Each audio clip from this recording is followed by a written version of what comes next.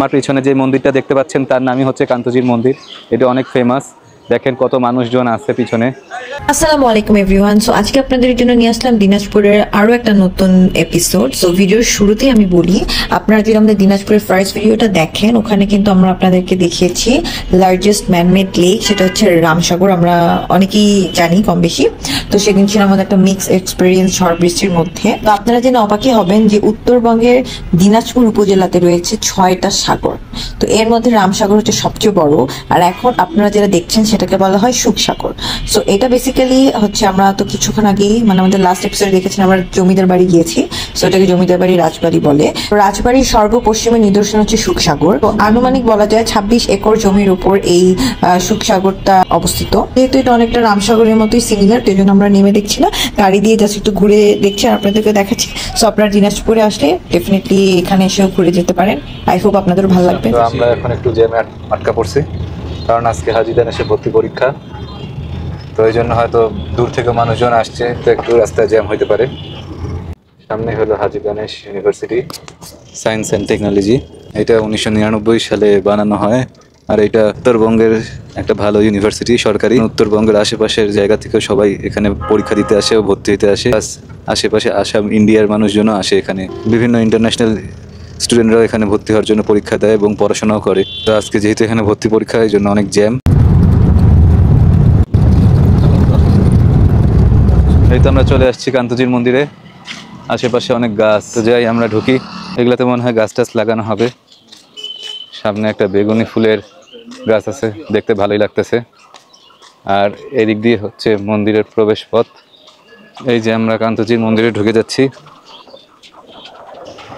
এই হলো কান্তজির মন্দির।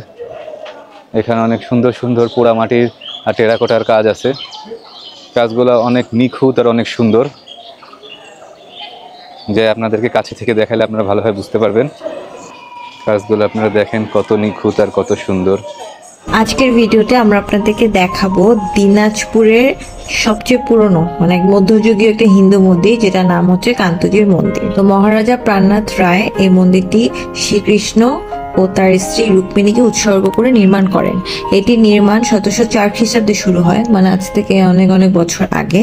অ্যান্ড 1752 খ্রিস্টাব্দে তার পুত্র রাজা রামনাথ রায়ের রাজত্বকালে এটা শেষ হয়। লং টাইম নিয়ে এটা আস্তে ধীরে বানানো হয়। এটা হচ্ছে মন্দিরের অ্যাকচুয়াল গঠন এরকম ছিল, কিন্তু ভূমিকম্প হওয়ার পর উপরে তালাগুলা ভেঙে পড়ে আর বাকিটা থেকে যায়।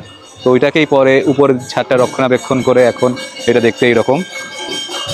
সো এই মন্দিরটির নবরত্ন বা 9 শিখর ছিল, কিন্তু 1897 সালে একটা ভূমিকম্প হয়েছিল, যার কারণে বেশিরভাগ অংশই ধ্বংস হয়ে গিয়েছে। কারণ এই মন্দিরটির হাইট ছিল 70 ফিট। সো যেটা কিনা এখন অনেক অংশেই ভেঙে অনেক ছোট হয়ে এসেছে ভূমিকম্পের কারণে। আর সবচেয়ে ইম্পর্টেন্ট হচ্ছে এই মন্দিরে বাংলাদেশের সর্বোৎকৃষ্ট টেরাকোটা নিদর্শন রয়েছে। এত নিখুঁত টেরাকোটার কাজ আমি আজ পর্যন্ত আর কোথাও দেখিনি। এখন পর্যন্ত আপনারা ভালো করে দেখলে বুঝবেন, সবগুলা টেরাকোটার কাজ এত নিখুঁত, বোঝা যাচ্ছে এত সুন্দর।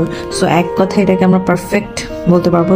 অ্যান্ড সবচেয়ে ইন্টারেস্টিং ব্যাপার হচ্ছে এই মন্দিরটা নির্মাণ করতে তখন রাজা সুদূর পারস্য থেকে শিল্পীদের এনেছিল এই মন্দির নির্মাণ করতে এবং এটার সৌন্দর্য বৃদ্ধির জন্য।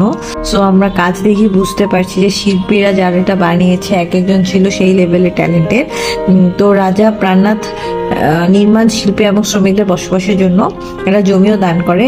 অ্যান্ড শ্রমিকদের বেশিরভাগই ছিলেন ইসলাম ধর্মাবলম্বী, তাই তারা তাদের প্রার্থনার জন্য নয়াবাদ মসজিদ নির্মাণ করে, যা এই এলাকার আরেকটি প্রত্নতাত্ত্বিক নিদর্শন হিসেবে খ্যাতি অর্জন করে। আমরা একটু পর সেখানেও যাব, তো ওই জন্য পুরো ভিডিওটা লাস্ট পর্যন্ত দেখতে থাকেন। আর এটা একটা কুয়া ছিল, যে কুয়াটা এখন বন্ধ আছে। তো এই পাশে আশেপাশে একটু ছাউনি আছে, মানুষ বসে রেস্ট টেস্ট নিতে পারবে, ছায়ায় দাঁড়াইতে পারবে। চারদিকে ছাউনি দিয়ে ভরা। তো এখন আমরা কান্তজির মন্দির থেকে বের হয়ে যাব। তো আমাদের কাছে অনেক মন্দিরটা ভালোই লাগলো, তো আশা করি আপনারা দিনাজপুর আসলে মন্দিরে আসবেন, আপনাদেরও ভালো লাগবে। তো আমরা মন্দির থেকে বের হয়ে গেলাম। ডানে একটা বট গাছ আছে মনে হচ্ছে, অনেক বড় বড়। আর ওই সাইডে কৃষ্ণচূড়া গাছ আছে, ফুলগুলো দেখতে সুন্দর লাগতেছে অনেক। আশেপাশে সব জায়গায় রোদ, কিন্তু যখনই এই গাছের নিচে আসলাম একটা শান্তির বাতাস, মানে একটা ঠান্ডা শান্তির বাতাস, পুরাই রিল্যাক্স। তো গাছ কত প্রয়োজন সেটা আপনাদের বোঝা উচিত। তো গাছ লাগাবেন, পরিবেশ বাঁচাবেন। মন্দিরের পিছন পাশে একটা জায়গা আছে, এখানে এখানে আপনারা আসলে ভালো ছবি তুলতে পারবেন। এখানে একটা স্ট্রাকচার আছে, আর এখানে একটা হলুদ রঙের গাছ আছে। তো এই গাছ জবা ফুলের গাছ আছে। তো এই গাছ আর এই মন্দিরের সামনে একটা ভালো ছবি তুলতে পারবেন। অনেকেই আসতেছিল ছবি তুলতে, আর ওরা ফুল পেরে কি জানি সাজাচ্ছে, ওইটাও দেখতে ভালো লাগতেছে। হ্যাঁ, এই যে হলুদ ফুলগুলা নিয়ে কি বসে বসে ছবি তুলতে যাচ্ছ? হ্যাঁ, এতক্ষণ তো ছবি তুলিনি, তোমাকে জ্বালায়নি, মামা সব ছবি তুলি। হ্যাঁ, ভালো লাগতেছে, মানুষ কম। সেটাই, নিরিবিলি। চলো আমরা দেখি আশেপাশে কি আছে। আর তো গাইস, এই জায়গাটা খুবই সুন্দর। আপনারা মন্দিরের কান্তজিও মন্দির আসলে এটা পিছে ডেফিনেটলি আসবেন। এটা ঠিক তার মানে এই যে উল্টা পাশে ব্যাকে, হ্যাঁ মানে পিছন পাশে। ইয়েস, তো আমরা এখন এখান থেকে চলে যাচ্ছি। যাই না, মামা আরেকটা স্পটে নিয়ে যাবে হয়তো। সো যাই, এখানে উঠার এই যে এরকমই আছে, এখান থেকে আপনি উঠতে হবে না, তো একটু কষ্ট করে উঠে যাবেন। আমি আমার ওদিক দিয়ে উঠতে পারবো। তো এখানে মানে বেলি ফুল বা কামিনী ফুলের গাছ, এই জন্যই তো মিষ্টি মিষ্টি কি জানি স্মেল লাগতেছে। এই তো চলে আসলাম নয়াবাদ মসজিদের সামনে। কান্তজিও মন্দির থেকে বেশি দূরে না, কাছেই। তো কান্তজিও মসজিদ যারা বানিয়েছে ওরা কিন্তু আসলে মুসলমান ছিল, তো ওরাই তারপর এখানে মসজিদটা বানায়। সো হিস্ট্রি তো আপনাদেরকে আমি জানাচ্ছি যতটুকু জানি। এই যে সেই মসজিদ। মসজিদটা এমন না যে খুব বড়, 30-40 জন হবে। এটা সামনে দান বক্স, আর এখানে একটা গোরস্থান আছে, মানে কবর আছে। তো আপনাদেরকে নিয়ে চলে আসলাম নয়াবাদ মসজিদে, যেটা কিনা বাংলাদেশের দিনাজপুর শহর হতে প্রায় 20 কিলোমিটার উত্তর পশ্চিমে কোণে একটা নদী আছে, যেটার নাম আমরা জানি ঢেপা নদী।